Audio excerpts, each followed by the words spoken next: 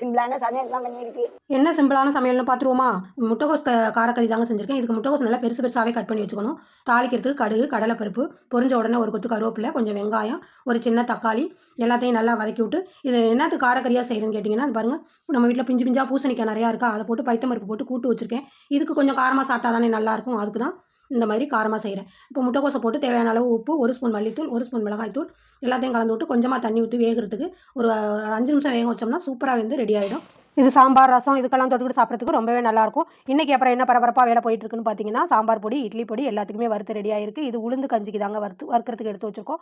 அப்புறம் சீப்பு முறுக்குமே போட்டுட்ருக்கோம். உங்களுக்கு வேணும்னா மேலே தெரியிற வாட்ஸ்அப் நம்பருக்கு மெசேஜ் பண்ணி வாங்கிக்கோங்க. அப்புறம் கடைசியாக கொஞ்சோண்டு தேங்காய் மட்டும் அரைச்சி ஊற்றி 1 நிமிஷம் கலரி விட்டு இறக்கணும்னா அருமையான முட்டைக்கோஸ் காரக்கறி ரெடி. நீங்களும் ஒரு தடவை இது மாதிரி ட்ரை பண்ணி பாருங்கள், ரொம்பவே நல்லாயிருக்கும். வாங்கப்பா சாப்பிட்றலாம். நாங்கள் எல்லாம் சாப்பிடுவோம். இன்னைக்கு எங்கள் வீட்டில் சிம்பிளான சமையல் தான் பண்ணியிருக்கு. சூப்பராக இருக்குண்ணா. அருமையாக இருக்கு. சாப்பிடுங்க.